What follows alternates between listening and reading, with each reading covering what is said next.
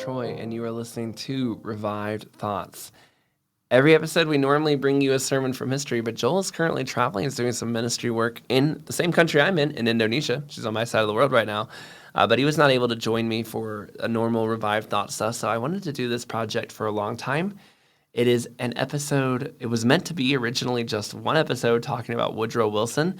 I knew that he was a post-millennial Calvinist president, and it was really interesting to me that he's almost never mentioned by post-millennials and Calvinists, and I could see why. I knew a lot about Woodrow Wilson's politics, so I could see why you'd avoid talking about him. This led me to doing a research deep dive, which led to so many hours of reading about Woodrow Wilson you wouldn't even believe. And yet, here we are on the other side of this. We're diving into part two. Now, the first episode, I mentioned it, but I'm going to mention it again. The goal of this episode is not to attack post-millennials. I'm not looking to give somebody an eschatological trump card, and the next time a post-millennial gives their opinions, you go, Woodrow Wilson, boom, right? You don't have a say. The goal of this is just to give some warning, some caution, some encouragement to people who are on the post-millennial side. Hey, this is what one of the leaders 100 years ago of your movement did. Be careful. These blind spots are there. And as I mentioned in the first episode, a lot of his eschatological beliefs really do mirror a lot of what I hear a lot of people say. And certainly, he had a very personal faith walk. Now, we talked about his relationship with a girl that he had on the side. I hear you. I do. I know that's weird, right? But as far as everyone could tell, even with that scandal, he still looked like a Christian to the world. And one thing that is interesting is nobody ever actually thought it was a physical affair. Like, yes, you could certainly say that their month in Bermuda seemed physical, but historians say they're questioning of it. They don't really necessarily aren't sure if he was actually cheating on his wife. He might have been, and he wouldn't have been the first quote Christian president to cheat on his wife. And I certainly would say he was 100% cheating on her emotionally, but physically it hasn't been proven. And one of the things that historians kind of point to is why they don't think he maybe physically did cheat on her was because Wilson had these unwaveringly strong principles that he never deviated from. And so it seemed unlikely that he would have deviated even from that physical affair. And there was no evidence that he really told his wife that there was ever anything physical, his second wife, Ellen. So with all that in mind, we're diving back in, looking into the life of this man who I mentioned that he's like Ahab and Moby Dick. He just becomes obsessed with something. And the thing he becomes obsessed with is his role in World War I in the Covenant of the League of Nations. He is convinced that he is put on earth to create this thing, and nothing will get in his way. Now, before we talk about that, let's just go back to his personal faith a minute. He is considered a Christian president. In fact, if you were to ask any historians, give me a list of Christian presidents, he would mention Woodrow Wilson probably as one of the most outwardly Christian presidents that we had, especially in the early 20th century. As president, he was mocked for this, in fact. One day, there's a story of a general looking for him in the White House and was looking for him and found him on his knees praying. Now, this story was actually circulated by enemies as an attack. Like, look at him. He's so desperate. He's running to God because he has no other help. However, the United States, being a fairly Christian place, thought, that's so awesome. Our president doesn't think he's above getting on his knees to pray. Now, many people don't think the story is true, but this is the kind of story you could pass around about him that the American people would believe. And he once said, if I were not a Christian, I think I should go mad. But my faith in God holds me to the belief that he is in some way working out his plans through human perversities and mistakes. Wilson often gave religious speeches. He worked at Princeton, and before that, he was oftentimes called to preach in the chapel. And sometimes, especially if a speaker canceled last minute, he would show up and he would say, hey, look, I don't have a sermon prepared. Let's have a little talk. And many of the students said that they felt like the most spiritually uplifting speeches they ever heard were those little talks when he was just speaking from the heart. He would preach at the YMCA. He was leading devotionals. Again, he was an elder at his church. You would have really probably liked this guy, at least as a faith guy on paper. All of these things mixed together when it came to World War I. Now, Wilson had originally campaigned in 1916 saying, I will keep us out of World War I. He used the slogan, his campaign used the slogan, he kept us out of war, and America first. We're staying away from war. Let's do what's best for America. This was in reference to, by the way, not just the war in Europe, but he also kept them out of the war in Mexico that he almost started. Within 1 month of being reelected, though, he then said, by the way, we got to go to war, just so you know. Now, he had campaigned on not going to war, but he's going to go to war. Now this is pretty sleazy because the other candidate he was up against, Hughes, had basically run on the campaign of saying, "Hey, let's be honest, America might need to prepare for war. I'm not saying we're going to war, but let's at least start building up an army and be ready if we need to be." And the American people were terrified of going to war. They'd heard what the war was like. They didn't want any part of it. And so Wilson campaigning on, "Hey, we won't go to war," was encouraging to them. So what a betrayal when 1 month in, maybe the facts on the ground changed that much, but you can't help but think that he knew he was going to go to war but had to win re-election first. Take of it what you will. Now, in 1910, the Presbyterian Church of America at the time had declared, and I'm quoting from them, the proclamation of the gospel for the salvation of humankind, the promotion of social righteousness, and the exhibition of the kingdom of heaven to the world. And they based this on the verses, "Thy kingdom come, thy will be done, on earth as it is in heaven." This is what is popular in the idea of the people at the time. We need to promote what is good for the people, the kingdom of heaven, bringing it to the earth. This will help also, and all of this mixed with promoting the salvation of people at the time. The church was kind of in an unusual circumstance. What do? The whole world is at war. And a lot of people didn't believe that this was going to be bad at first.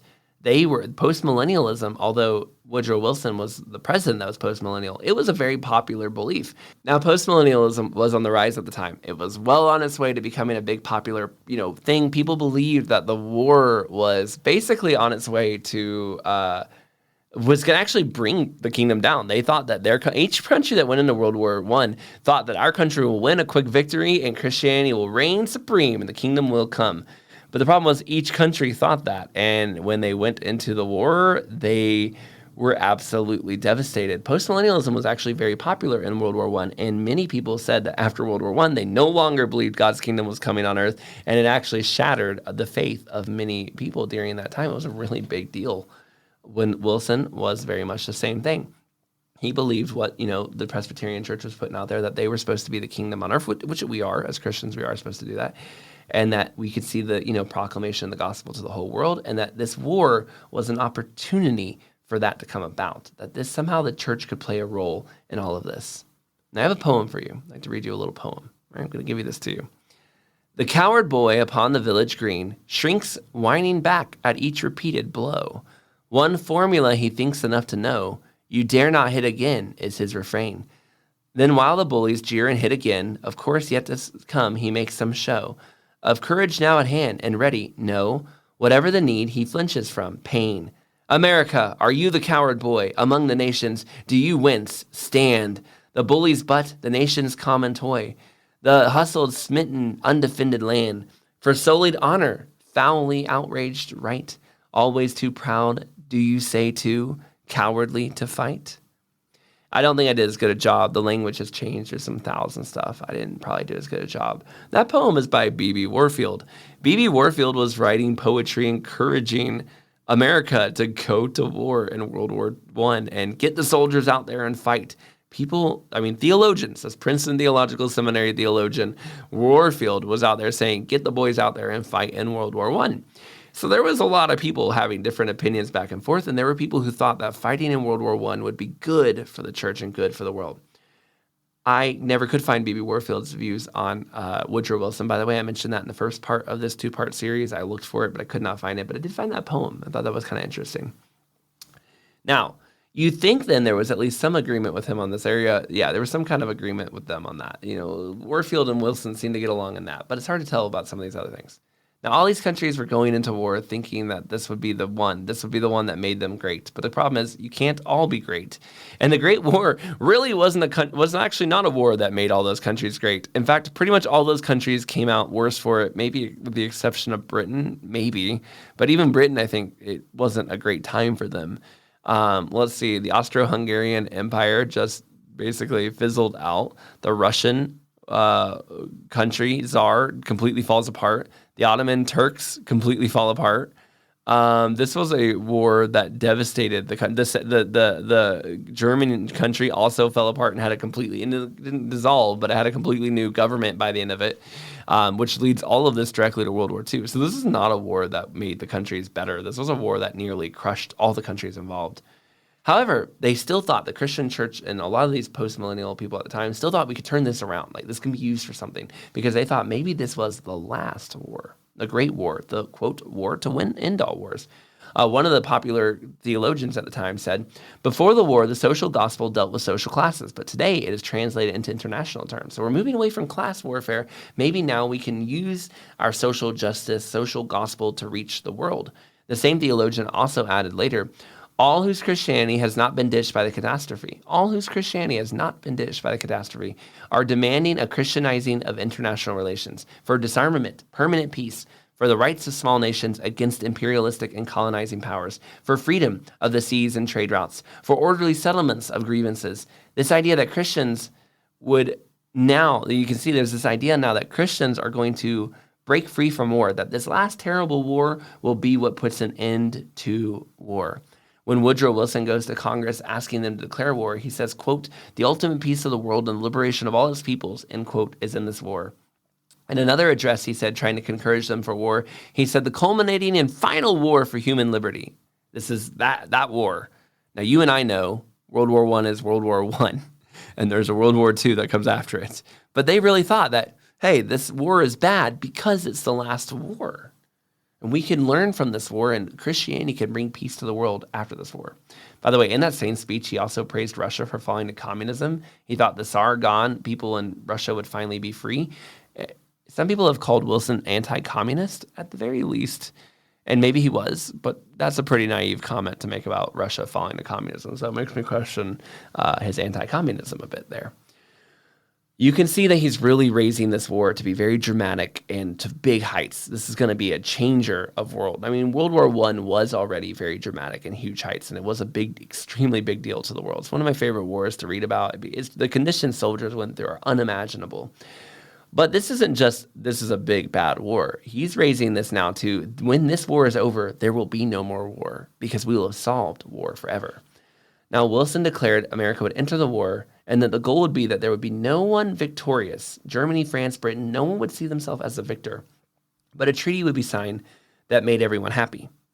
But Wilson kind of shot himself in the foot if he wanted there to be no victor, because he then provided all his forces on the Allied side, which gave the Allies the ability to beat the Germans, which means there was a victor. So we're going to enter the war on the side of Britain and France and crush Germany because we don't want a victor is not a very convincing case.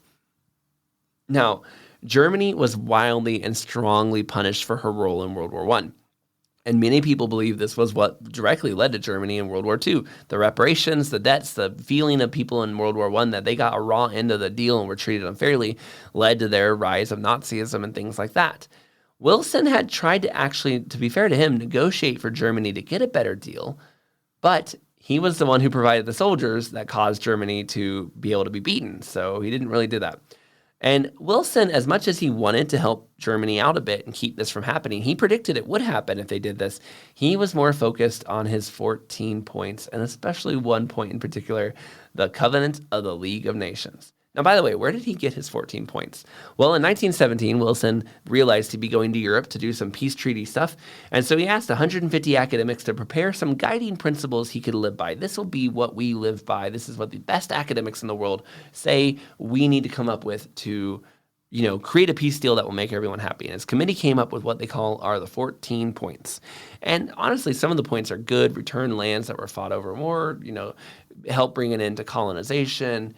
Some of that stuff wasn't bad, and one of them was like, don't make a really heavy fine on Germany and stuff like that. That makes them bitter. But most importantly, the really only point that Wilson truly cared about was the Covenant of the League of Nations. Now, interesting use of the word covenant. That is a very biblical word, and it is a very powerful word. And the word covenant comes up 6 different times in his 14 points. The word democracy, for example, comes up 0 times in his 14 points.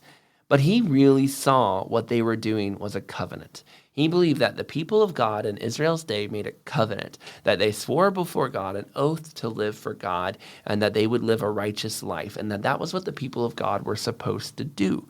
And he thought that the nations should come together, especially after such a terrible war, and make a covenant to each other and to God that they would no longer do the things they used to do. They wouldn't make secret peace treaties. They wouldn't attack each other. They wouldn't harm each other in war, that everything would change. He truly believed this is what was going to happen. He called it a presbyter of the nations, for example. He wanted it headquartered in Geneva. Why?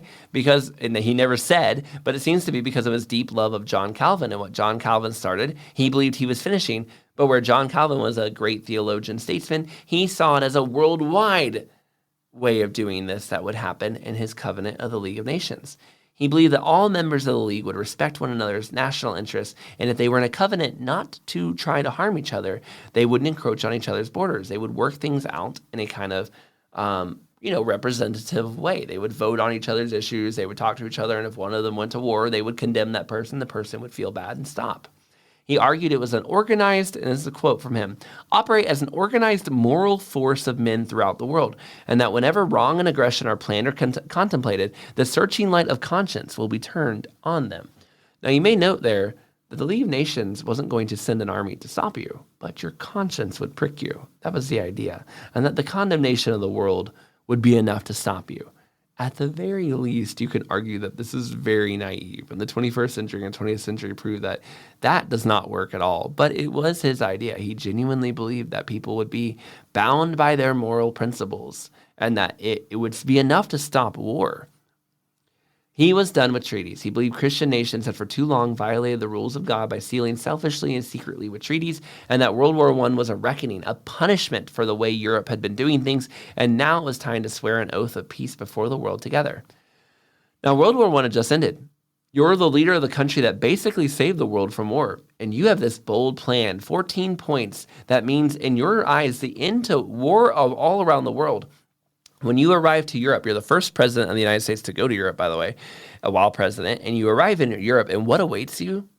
Thunderous applause, parades, everyone wants to meet you, giant groups of people, everyone, everywhere. For weeks, they loved him. They were a huge fan. He was a hero, and, rightfully so. In their mind, the war was over because of him. And people in the administration that he worked for, his administration said, don't go to Europe. It's beneath the president to sit on a committee with a bunch of kings or whatever. And they said, don't do this. The president doesn't need to go. But he said he had to go. He's on a divine mission.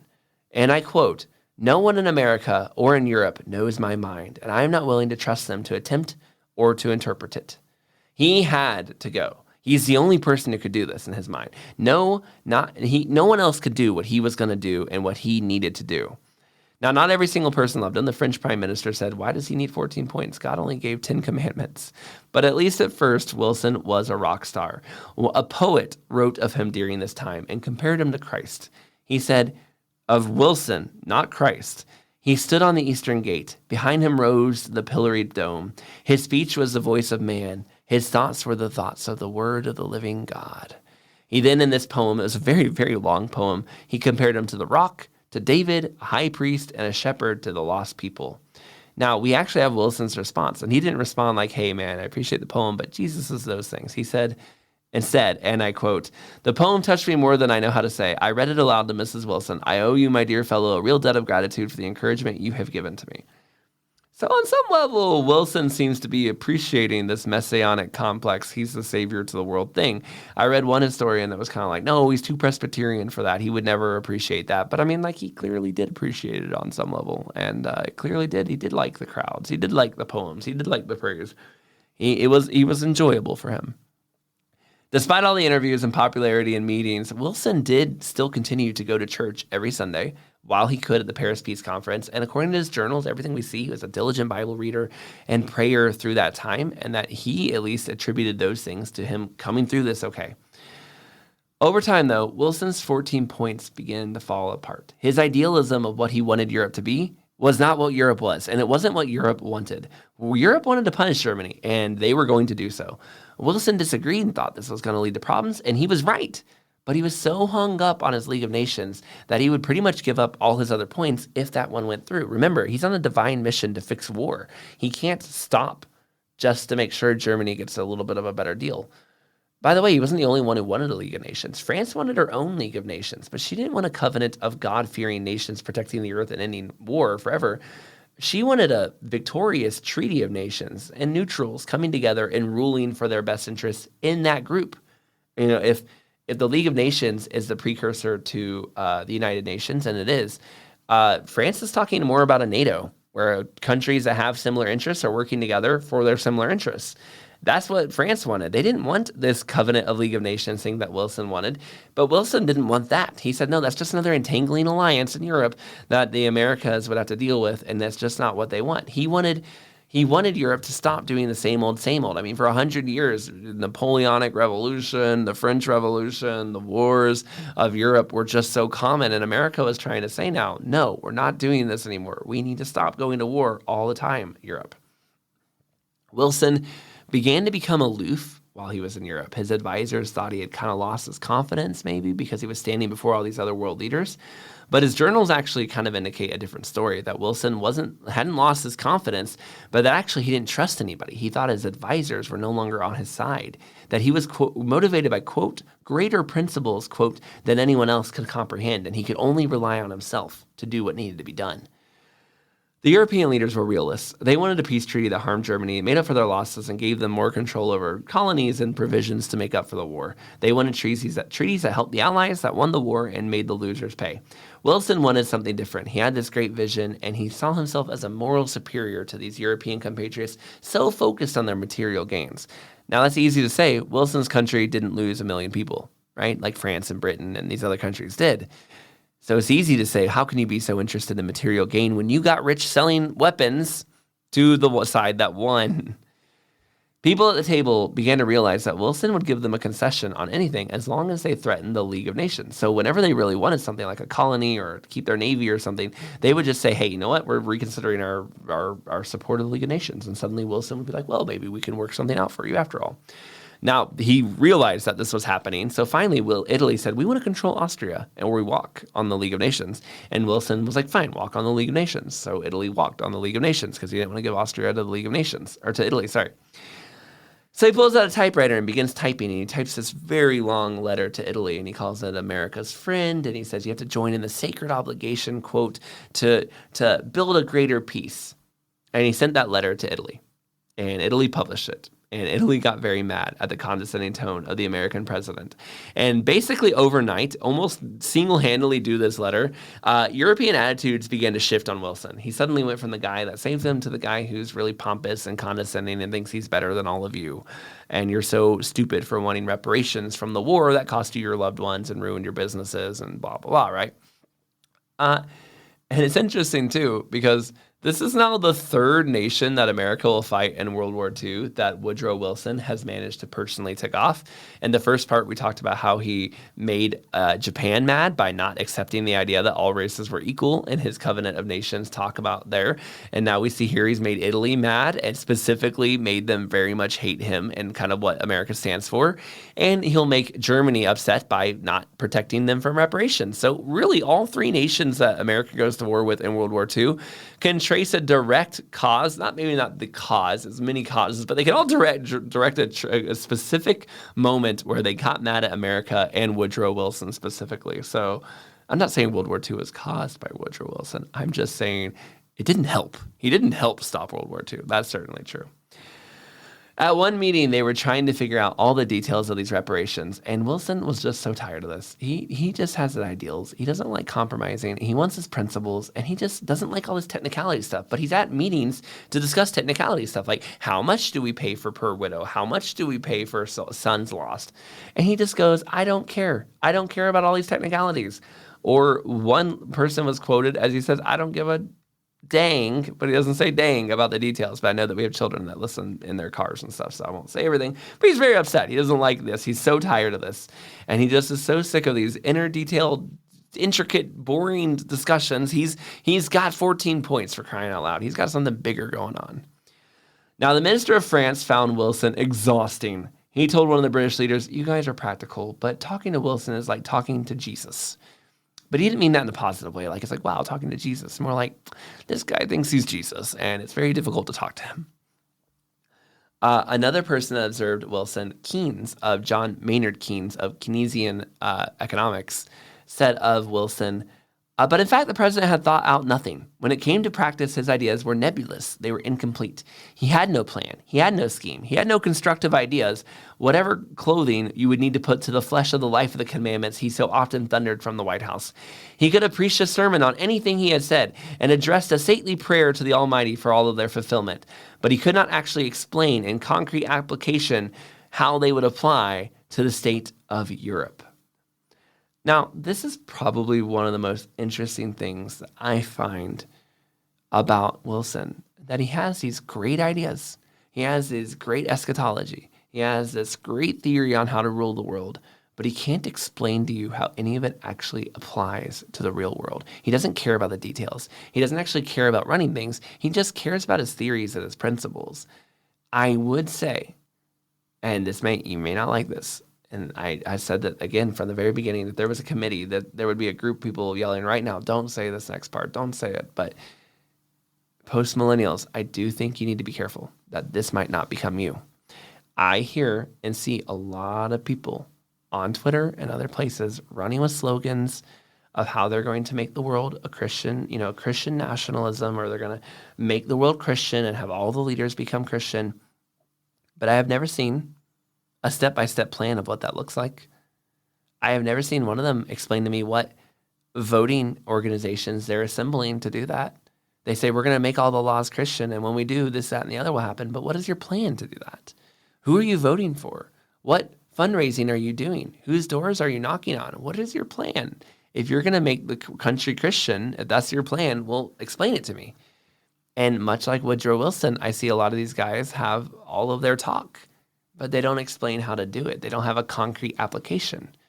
I know that some people hearing that may, hopefully, again, you don't take that as me attacking you, but I'm just warning you that you have to have a plan. If you want to do this, you need to actually explain who you're voting for, what super PAC you're going to create, what politicians you're going to put into power, and what is your exact plan for doing these things outside of just sloganeering.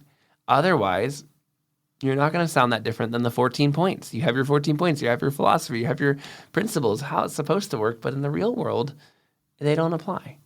And that's just the danger that I have seen in the past couple of years, of people just sloganeering. And it can be true of all eschatology. All people can sloganeer, and it can be a real problem. Slogans are shallow, but all clear water is shallow, but it's the deep water where things happen, right? That's not the exact quote. I definitely messed that up, but you get the idea. These slogans sound so great, but what do they actually mean? When you're sitting across the table from somebody trying to explain to them, and they're like, what are you talking about? This doesn't work. That's what Woodrow Wilson is doing. He has all this philosophy, he has all this theology, he has all these answers of how it's godly and good for the world, but nobody even understands how to work with them.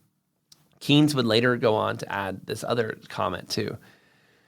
He said, now it was that what I have called his theological or Presbyterian temperament became dangerous. Although compromises were now necessary, he remained a man of principles, and the 14 points of contract absolutely binding upon him.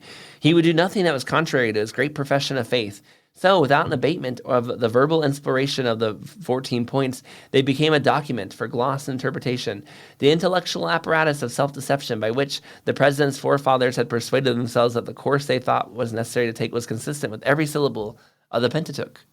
And what happened was Woodrow basically took his 14 points, made them as if they are the Bible itself, and then ran with them as like everything I'm doing is based on the Bible, so all these 14 points are super great and I can't break them. And that's what I think happens to us in eschatology. Post-millennials are not the only ones who do this. We all do this. We have certain eschatological beliefs that we think are true, and we're going to die by them, or any kind of theological belief, but then we run into the real world where we start to make them the Bible, and it crushes us, and it makes us difficult to work with, and it makes us not get the results that we want, and we get frustrated at other people for not seeing what we're saying, but in reality, it's us who are wrong. No, there are certain theologies we would never quite. The inerrancy of Scripture is we're not shaken on that. Jesus Christ is God. We're not shaken on that. But there are definitely times where I think we need to be a little bit more humble and recognize that some of our theology and some of the things that we promote as if it's law, some of our stuff is not the Bible, and that we can't be so bound to some of these theological systems, whether it's post-millennialism or something else, that we don't. That we let it affect just not even play into reality anymore. Eventually, Wilson gets it. He gets the League of Nations, signed at the Treaty of Versailles. He did have to give up the fact that Germany would have to pay those high reparations, though, and Germany will remember that 20 years later. But he got the League of Nations. He saw this as the end of colonization. He saw this as a bright tomorrow. And by the way, don't get the wrong idea. You think, oh, so the end of colonization. So he liked no, he just basically wanted power dynamics to change. It wasn't that he thought that those races were better able to run themselves or something like that. Now, he just had to bring it home for the Senate to approve, and he worked on a speech as he traveled back on a boat, and he said things in the speech. One of the quotes that he said was, "Again and again, the demon of war has been cast out of the house of the peoples, and the house swept clean by a treaty of peace, only to create a time when he would enter in again with spirits worse than himself." This is like, if we don't get rid of this demon of war, a worse demon will come. Out of the treaty, he said, this is a covenant. This stage is set. The destiny is disclosed. It has come about by no plan of my conceiving or our conceiving, but by the hand of God who has led us into this. We cannot turn back. We can only go forward with lifted eyes and freshened spirit to follow the vision. It was of this that we dreamed at our birth. America shall in truth show the way. The light streams upon the path ahead and nowhere else. He further said that it would break the heart of the world not to sign this treaty. Covenant. Now, what we didn't know was that this would be a tremendous fight. He never even thought about the idea that America wouldn't support this. But he gets back there, and the Senate said no. We see this as permanently engaging America in Europeans' business, and George Washington said, don't get into entangling alliances with Europe. Back at the founding of America, we've always been isolationist over here. We do our own thing. We're not getting involved in Europe. Wilson couldn't believe it. He thought for sure. He had worked so hard. He had dreamed for so long. He had done so much. How could they possibly not want to do this? When asked about it, he basically saw it as the work of Satan. He became absolutely inflexible and stubborn. His fight to keep it together, he was so stubborn and so inflexible that he actually pushed people away from him. In the Senate, they started switching to the other side, away from him. One of his advisors who had helped him create this treaty in Europe came to him and said, hey, maybe we need to work a compromise out just so we can get it passed. And he fired him for it. He stopped opening letters from friends on Capitol Hill that had been his friends for a long time, basically under the impression like, no, they're not going to support me. I'm not going to read their letters anymore. He became absolutely resolute, stubborn to a T, that he had to win this and that he would win this because it was God's mission. He was just being tested in his faith one last time when he wasn't expecting it. Now, Wilson realized he wasn't winning the Senate over. In fact, if anything, he'd push people away from him. So he said, okay, I'll win the American people over. He put together a tour of 32 cities that he would go to in 22 days. On trains, by the way. There's no planes back then. That is a whirlwind trip, right? They do have planes, but a lot of it's going to be on trains. Now, he spoke at one location, and he said this. He said, my ancestors were troublesome Scotchmen, and among them were some of that famous group known as the Covenanters. Well, very well. Here's the Covenant of the League of Nations. We should sign it. But then he also began to start saying some strange things. For example, in one speech, he said, I have been bred and am proud to have been bred in the old revolutionary stock which set this very government up. Well, the only problem was that was a total fabrication. He was not of Puritan origin, as he claimed. And many newspapers quickly caught on, like, what are you doing? There's no evidence that you have Puritanism in your family line. Why are you saying this? Had he just loved the Puritans and read them for so long that he started to imagine he was one? The papers went wild and attacked it for him. Now, the very last public speech, he ends his very last public speech that he gives with this. Now, in the midst of this great question have cleared away, I believe that men will see the truth eye to eye and face to face. There's one thing the American people always rise to and extend their hand to, and that is the truth of justice and of liberty and of peace. We have accepted the truth, and we are going to be led by it, and it's going to lead us, and through us, the world out into the pastures of quietness and peace, such as the world never dreamed of before. The next day, Wilson had a stroke. The pressure, all the storms of the controversy. Remember, he had a stroke back at Princeton University. He'd been president over the worst war in American history. He had the not Civil War. That was worse. It was the worst world war. It was not the worst war in American history. I'm sorry about that. It's been a long hours of recording this. Okay. All right. And he's been over this huge, giant storm of controversy, and it just crushed him. He had a stroke. Once he had a stroke, his treaty, it was already dying, and it was done. There was no way. The U.S. was never entered the League of Nations. Quite interestingly, just as he had once predicted that without the U.S. and the League of Nations would never become anything, and it didn't. Now, the League of Nations did go on to exist But at the start of World War II, it was officially dead. It was pretty much dead before that, though. It really never had any major parts to play. 42 nations took part in it. In 1932, though, Japan invaded Manchuria, and the other 41 nations in the League voted against it, to which Japan left the League and was like, okay, we'll see you later. A few years later, Italy invades Ethiopia. Pretty much the same thing plays out. The League says, hey, that's bad. And Italy's like, we don't care. Finally, World War II starts. The League is doing nothing. You can't make people and make nations good because of just saying you're a bad person if you don't. All of this did, though, become the blueprint for the United Nations. So the League of Nations, although it did not turn into anything, it was the blueprint model that would be used for the United Nations, which the United States, as you probably know, is a part of that and would play a much bigger role in the world.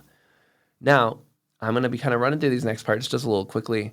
I'm not going to give you as many details as maybe I did in the first episode on some of these things, just kind of moving through. There's a lot here. But Wilson, when he had a stroke, he was out. Like, there are arguments over how out of it he was. There are some arguments that Wilson never really truly recovered fully from it, but Wilson was still president for a while. And so during that time, his wife and his doctor, and really his wife, took over things. And some people say she didn't play that big a role. She was just kind of there, but she was just a messenger for Wilson. It doesn't seem to be the case, though. For example, when there was a British ambassador that came to the White House, she had him removed because he had said some negative things about her. And I don't know that we had any evidence that Woodrow felt the same way about that ambassador.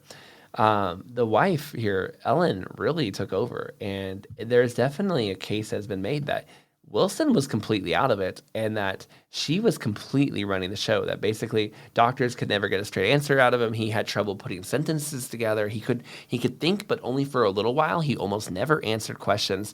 And that in reality, Ellen was the president and that she was really running the country, signing his orders, signing his declarations, doing this stuff, and that the American people really didn't know how bad it was, because if they would have probably said the VP needs to step in. The Democrat Party didn't expose him because they were embarrassed and they didn't want everyone to know how bad it was. But the Democrat Party did say no to Woodrow trying to run for a third term.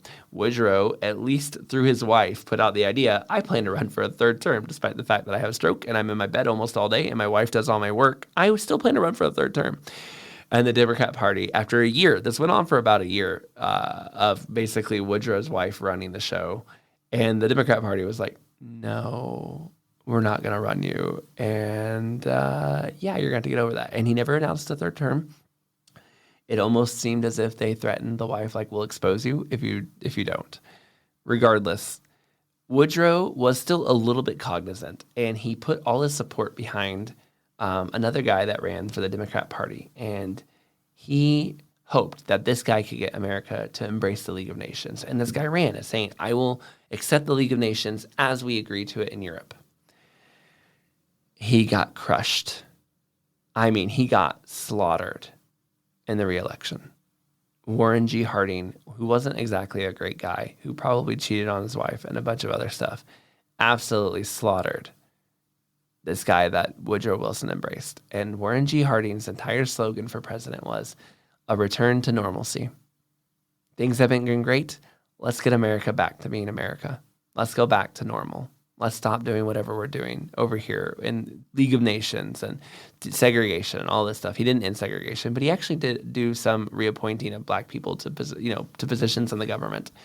And it never got back to where it was. It took a while before it would be back to where it was, but he at least tried. And Harding was a giant, basically, blowback to Wilson. Remember, Wilson only won re-election because he promised he wouldn't go to World War I. He immediately goes to World War I.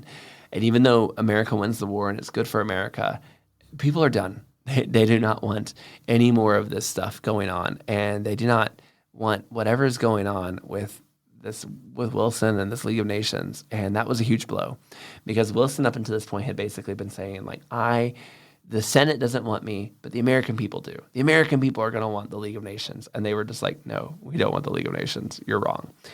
What was really interesting and kind of ironic to me, too, was Wilson was convinced that if all the countries could come together and vote and talk, a peace would ensure. Yeah, who's the number one group he's having trouble with? The Senate, who is a group of people elected to vote and talk, and he's being driven crazy by them. He once said of the Senate during this time, he said, the Senate is worthless and hasn't had an original idea in 50 years. Which I'm like, okay, but so the Senate in America is bad, but a Senate of nations will work is your idea? Like, what are you thinking here? Just what a weird guy. Wilson, one of his last days of his life on basically Victory Day of, I think it was 2024, he kind of came, or it was 2023, he came out, he kind of gave a speech basically still giving how God's going to use the League of Nations, how God's going to use his work, how he's not done yet. He's very angry, very emotional. He cried a lot off and on. Some people think that was because of the stroke. Some people think he was basically being force-fed lines. And then he dies. The year after he dies, Mary, the woman that he was flirting back and forth with for years, sells all of her letters to a biographer, so they get out pretty quickly. People really struggle with what to think of Woodrow Wilson. Sigmund Freud tried to write basically a psychoanalysis of Wilson, and it got mocked. It actually hurt Freud's reputation a lot, because he basically tried to do a psychoanalysis of him, and everybody was like, "That's the stupidest thing we've ever read. Your analysis is full of nonsense, Freud." But people really struggle. What do we do with Woodrow? Like, on the one hand, this dude prayed, he read his Bible, he gave speeches to God. Everything he said was saturated in Jesus. And on the other hand, he was a segregationist, a eugenicist, a horrible person politically, but nobody really called him on it. All of the big Christian academics seemed to be okay with that part of him. The biggest issue seemed to be his League of Nations, World War I stuff to them. What a mess. And what a confusing guy. I think there's a few lessons we can learn from him. For starters, dangers of politics and God. Politics is important. God has a lot to say about politics, and who we vote for and what we do does matter. But when you get in your head that you are on a divine mission from God, like Woodrow did, you're in a dangerous place. And when you begin to believe that the people who are in your way are trying to caution you as you go down that road, Ahab, after Moby Dick, when they try to warn you that you're going too far and this isn't going to work, and you don't listen to them, you're not humble, it comes back to bite you. And it came back to bite Woodrow. He was miserable by the end of this. Another issue. Why did people reject academia? One of the big questions, why did the fundamentalists become a thing? We have to look at what was academia doing, and academia was supporting Woodrow. They were supporting eugenics. They were supporting all of this. And it's a good lesson to remind us that we may have issues with the way the fundamentalists are. We may have issues with the way the fundamentalists are today, especially. But it's a good reason to understand, why did they come about in the first place? Because they were responding to something else that was very bad. And you may not like the direction they went. You may complain about how you grew up. I know so many people, oh, my parents didn't let me play Dungeons & Dragons or listen to rock and roll. They were such fundamentalists. I understand that maybe you didn't like that. And I understand that was not good, and that legalism had a problem too. I understand it. But it didn't come from nowhere. It came as a response from the academia and this stuff that Woodrow Wilson was doing before. They were responding to that, and so they over-responded and overcorrected. Our response to them can't be to over-respond and overcorrect too, and just completely throw out the idea that there was ever such thing as problems with this. We each need to be careful to not just be mad at the generation above us for their flaws, but to recognize what the generation above us was responding to in the first place. When we do that and we understand a little better why they acted the way they did, it gives us a little bit of perspective. Back to the post-mills. I hope this wasn't seen as a rebuke or an attack on your movement, or that you're all a bunch of Woodrow Wilsons, but I do hope that you have a plan. What are you going to do? What is it that you actually aim to do? Not just the theology up there, pie in the sky stuff, but give me some stuff on the ground. What does it look like when you actually apply your ideas to real life? Explain what your thoughts are and what you need to be doing, and what this will look like for the people around you. Who are you voting for? Because you know what? We might actually be interested in voting for some of the same people. I might be actually interested in supporting some of your ideas if I actually knew what they were and they were on the ground. Post-mills, be careful. You've seen 100 years ago what happens when the idea that the government of this world will be reshaped and turned into something beautiful. It could become a real problem. Notice that throughout Woodrow's entire thing, he had merged government and God and science in a way that these things were number one. But where was sharing Jesus? Where was conversions? And maybe it was in his personal life, but I never saw it in anything that I read. No accounts of him sharing the gospel. It is not a coincidence that very recently there's been a trend in history as we move towards this movement of going back in this direction towards this, people are going to be mad. They're going to say, we're not the same. But there's been a real movement against missions and against missionary movements. Trust me, I talk to missionaries and I talk to people and I see the books that are being written, and missionaries is being questioned again. And what is taking its place? The idea that we should be loving our neighbor and that we should be taking care of their social good and that we should be taking care of their condition. And why are we sending money overseas to share Jesus with lost people and translate Bibles when we have neighbors that are hungry next door? And you hear that, don't you? Do you hear that? That's an echo of the social gospel. It's an echo of Woodrow Wilson. This movement is not gone. It's coming back. It's all around us. It's beginning to take place again. And if we are not careful, we will see an exact repeat again. History does not always repeat, but you can make it repeat if you don't learn the lesson.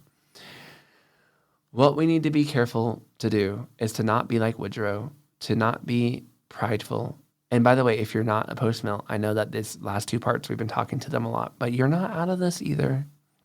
If you're proud and think that your eschatology has no problems, you have people in your camp too that cause problems. Everybody does. We need to be humble and work with people and be willing to admit that our side has some flaws. I get it wrong sometimes too. Let's work together to share the love of Jesus to the world, not just the social gospel, not just getting focused on the government and the politics of this world like Wilson did, but recognizing that there is something more to all of this going on, that we are about sharing the love of Jesus and bringing souls into the kingdom. And that's something certainly all of us, regardless of eschatology, can come into agreement with, can't we? Now, I didn't actually originally plan to end this story with another president, and you may be like, oh my goodness, another president? But let me tell you a really cool story about a guy named William McKinley, who was also president. You may not have heard of him, and he's extremely unremembered. Historians mark him as like average. He's not somebody anybody remembers, but he has a really interesting story. I want to share a really quick one with you. Now, he was not yet, he wasn't perfect. He had, one of the things that happened is he basically dealt with the Spanish-American War. And the Spanish-American War, if you don't know, America went to war with Spain in like 1898. And they didn't mean to, but when they won the war with Spain, they ended up with the Philippines. They weren't really aiming to control the Philippines. They didn't know what to do with it. So William McKinley was giving a speech. He had some ministers coming. He loved, William McKinley was a Christian. He had ministers come to his office all the time to pray for him. And he had a group of ministers over, and he suddenly was like about to let them go. And he said, wait a minute, I want to talk to you. And he said, hold a minute longer, gentlemen. Not quite yet, gentlemen. Before you go, I would like to say a word to you about the Philippine business. I have been criticized a good deal about the Philippines, but I don't deserve it. The truth is, I didn't want the Philippines. And when they came to us as a gift from the gods, I didn't know what to do with them. I sought counsel from all sides, Democrats, Republicans, but no one could help. I walked the floor of the White House night after night until midnight, and I am not ashamed to tell you, gentlemen, that I went down on my knees and prayed to Almighty God for light and guidance more than one night of what to do. Finally, the answer came to me. He said, quote, that there was nothing left for us to do but to take them all and to educate the Filipinos and uplift them and Christianize them, and by God's grace, do the very best we could by them as our fellow men for whom Christ had died. And then I went to sleep, and I slept soundly. And the next morning, I sent for the chief engineer of the War Department, who makes our maps, and I told them to put the Philippines on the map of the United States, and he pointed to a large map in his office and said, there we will stay while I am president. Now, again, you may not agree with the Americans running the Philippines. You may say that was wrong. But look at the difference in just all that language we heard between Woodrow Wilson and William McKinley. Look at how they sounded. Look at the difference. McKinley struggled. He struggled like Woodrow Wilson. What do I do? And then he said, I will teach them about Jesus Christ. That is how it changed the Philippines. That is what I'll do with this opportunity that was given to me. Wilson had the opportunity to share the love of Christ, but he was so focused on his rigid principles and his utopian idea of a League of Nations. All his intelligence and all of his academic training blocked the way for him. Whereas William McKinley looked over and said, let's share the gospel. We're going to teach people about Jesus. Let's make that the United States mission. We didn't want the Philippines, but let's do something good with it. Now, McKinley will be assassinated by an anarchist, and this is one of the coolest stories ever.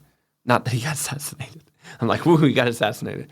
But what he does afterwards, it says he slumped into his chair. McKinley looked up and saw his bodyguards, the Secret Service, fighting with the guy who assassinated him. Even at a time like this, he didn't want to see him hurt. And as the Secret Service was taking him in, he's been, as far as I can tell, shot or stabbed. And he then says to them, "Go easy on him, boys," telling the Secret Service not to hurt this guy that just assassinated him. A couple of days later, he's on his deathbed, and McKinley was murmuring disconnected lines, but he kept kind of just humming / singing to himself, "Nearer, my God, to thee." And once in a while, he would say that as a prayer too. Finally, his final goodbye. And some people say he didn't exactly say this. Evidence shows he wasn't this articulate, but he definitely said this over the course of hours. "Goodbye, all. It is God's will. His will, not ours, be done." And then he died. Now, Dr. Park, the doctor who watched the president, said that he was amazed. He had never seen anyone so gentle that could die like that. He just said he'd never seen anything like that. Such peace was over him. And the doctor was quoted as saying, "Up until that time, I never really believed that there could be a good man who was a good Christian and also a good politician. But McKinley's death, his love, his forgiveness of his assassin, and his just closeness to God convinced the doctor that, you know what? You could be a Christian and also you can be president."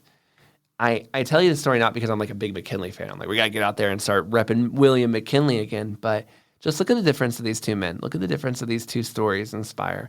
One of these men clung to God, not ideas, not theology, not eschatology, but he just clung to Jesus. He showed a love for Christ. He wanted the world to be saved. He even forgave his assassins. And one of these men was rigid and clung to his books and his ideas and his 14 points.